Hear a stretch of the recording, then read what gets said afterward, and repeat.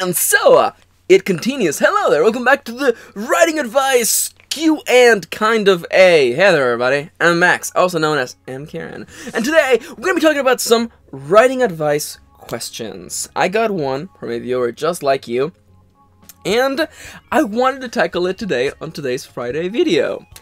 I think it's a very interesting question, and one that I immediately launched me, even as I was just thinking about it, into a tirade about how much I love storytelling, and my favorite, what I think is the easiest story to write. And I don't mean that in a bad way, because it's easy, because it's fun.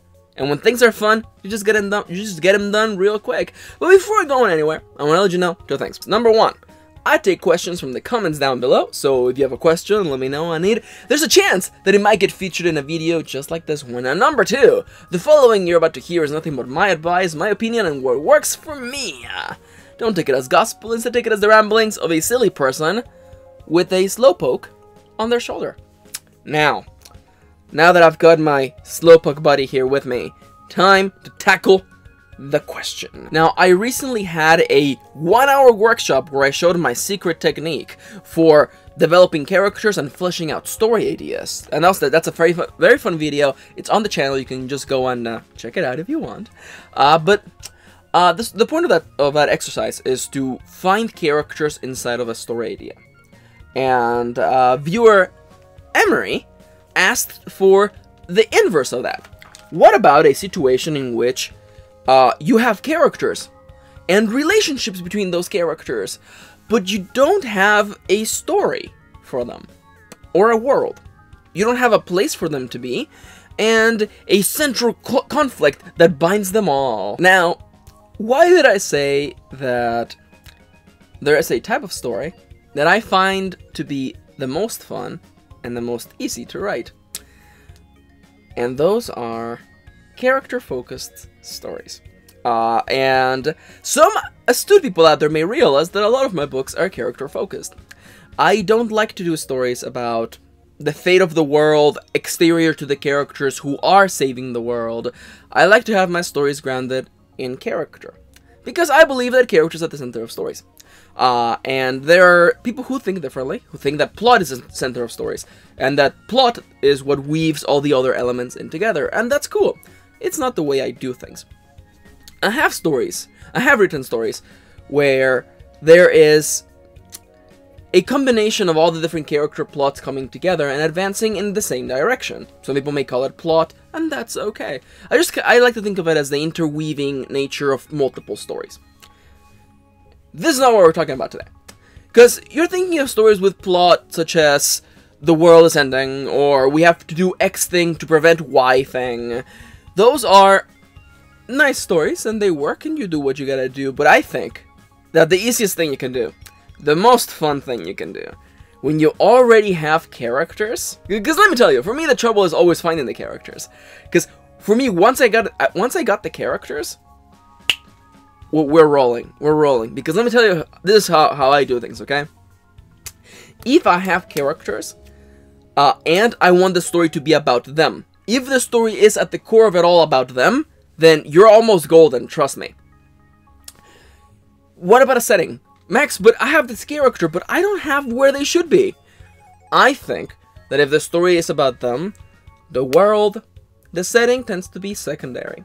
How many stories have you read that take place in New York, but it doesn't really matter that it's New York? It could be Toronto, it could be LA, it could be San Francisco, it could be London. It doesn't actually matter where it takes place. I mean, like, let's be real, a lot of sitcoms could take place anywhere USA and it would be entirely fine. It doesn't really matter where it is taking place because the story is not about that place, it's about the character. So by that hand, when I have characters and I need to put them in a world to enable their story and their own personal inner struggles, then I just find the world that makes the most sense to them. If there's gonna be a story set in the modern times, find the city or make up your own and you're good to go. How much work do you need to do? As much work as you need to just tell the story you need to tell. And remember, revision is your friend, you can always add more information later. That's fine. Again, if the setting is not central to the character's interpersonal struggles, Or if it's not inherently crucial, then you can just kind of find what you need. Or develop what you need. Now, once again, back to Emery's question. They have characters, but no world, and no plot. Well, the world I just solved for you. If they're characters in a modern setting, put them in your own version of X or Y city. It's completely fine. Because again, like those stories, does it really matter that it takes place in New York City? Couldn't it be Toronto? Couldn't it be Vancouver? Couldn't it be, I don't know, Seattle? Any other city? It probably could. It probably could. So the world is no problem. And if you want it to be a fantasy setting, you can devise a fantasy world that makes sense for it. You can, because again, since the world is secondary, you can find the world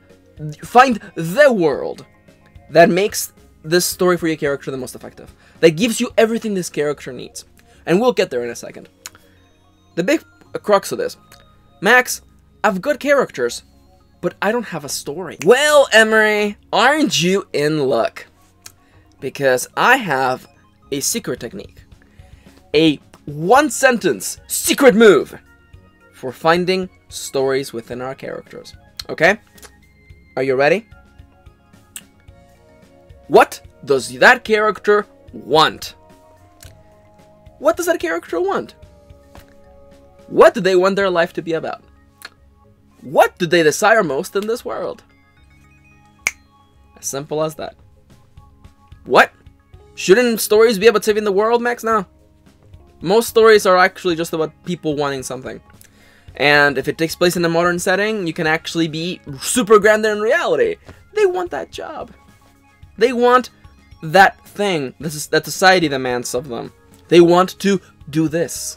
They want to experience Y. They want to go and finally see X. What do they want in their life? Whether it is romance, or success, or wealth, or peace, or inner peace. Whether they want to defeat the ghosts of the pasts, or step away from the past and finally find their future. What does your character want? This is the key of storytelling. And the easiest thing to do. That's why the title of the video is as it is. Because, to me, it's super easy. It's the easiest thing in the world. A story about a character and their struggle. What do they want? Because everybody wants something. And everyone is someone in LA. Everybody wants something. And they may be aware of it. Or they may not be. They may be living their lives, going to work, doing their 9 to 5, thinking that they're happy, but deep down inside they want something else. Whether it is the affection of their crush, success in life, abandon the ghosts of the past, or to finally tell that person what they really think. To make peace with their parents. To come to terms with the past. To find love in life. Or to learn to just love oneself. These are all things your character can desire. And they are not the whole crux of the story. They're the starting point. Because now we have to keep in mind the other best thing about this. Because a life about struggle is not perfect. It's not fun enough. We gotta level up the struggle. What does your character want? And who or what is standing in their way? That's the fun stuff. Because people, everyone is people. And your antagonist is also a person. And sometimes the villains in our lives are nothing more but the people who stand in our way or who have a goal that it conflicts with the one that we have. Who and what is standing in the way? What is preventing your character from revealing their feelings? What is keeping your character from just letting go of the past? What is it? Why can't these characters just talk and solve their problems? What is standing in their way? Physically and not. Sometimes the opposition is an actual physical force. Like a force of nature, a natural disaster, or the changing times. Sometimes the force keeping your character from being happy is the state of the world. I think that's something we can all relate to, especially in these times. Once again, you've got characters, but not a world for them, and not a setting for them. I think this is the easiest thing to fix. and the thing you can have the most fun fixing. Take your characters and their intertwining relationships, as you said, Emery, and find the world, the easiest world that serves as a stage for them. I said this in the past, and I said it, and I'll say it again. People put a lot of strength into setting, almost like a linchpin to a story, when, to be entirely honest, for me, character is at the center of it all. And no matter how cool a setting is, if I don't care about the characters, I don't care about the setting. So, spending years building a world seems a little contradictory to me when you can just create those characters and find the world that works for them, the best stage to set their story. I think that matters a lot more. I'm not gonna lie to you, I just find that a lot more fun. I find that a lot more fun to set the stage for them, to play in the drama of their lives, than just creating a super complex world and finding characters that fit in there. So you have the stage. And now, the easiest thing in the world. What is their story about? Well, Emery, what do they want? And now remember, not all stories are about people wanting to change their life. Sometimes it's about them wanting their life to not change, to stay the same. Maybe they've already achieved their dream and now they're protecting it. Interpersonal stories are not about saving the world, but they're still equally as powerful. And just to make it clear, because I know I've said about a lot of like grounded real-life things, but this also applies for supernatural stuff and magic-y stuff and fantasy stories.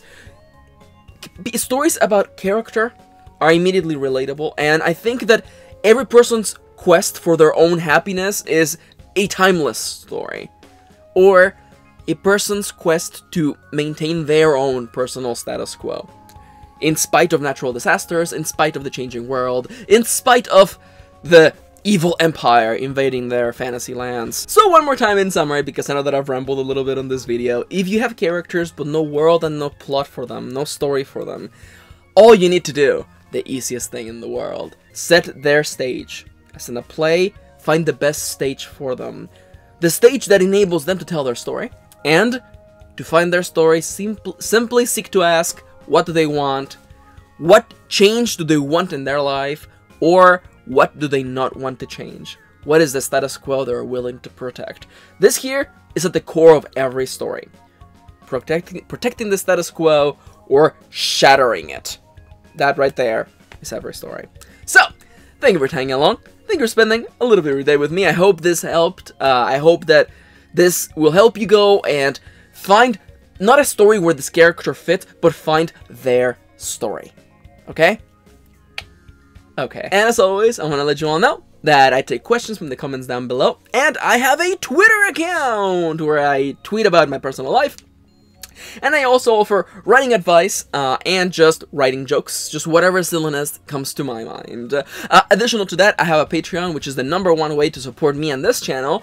If you pledge a $1, just $1 a month, you get to watch all of my videos at least a week in advance. In the case of my workshops, you get to vote on the topic and watch them a month in advance. You can go watch the next workshop.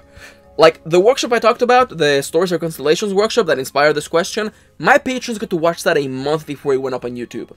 They watched it all, like, in December, and then you to watch it in January. You can go and watch the next workshop by pledging just $1.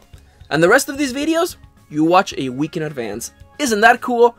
I think it is. Also, if you pledge a little more, you can get a shout out on these videos, like the following people. Thank you so much for your support. Thank you so much for helping me make more of these videos, dedicate more time to these videos, and increase the production quality now that we have a new camera. So, thank you. From the bottom of my heart, thank you so much. Thank you for watching. Thank you for spending a little bit of your day with me. And I hope that you go out there, you look into those characters who have inspired you, who want you to tell their story. Set the stage for them. Find out what they want most in the world, and see where they take you.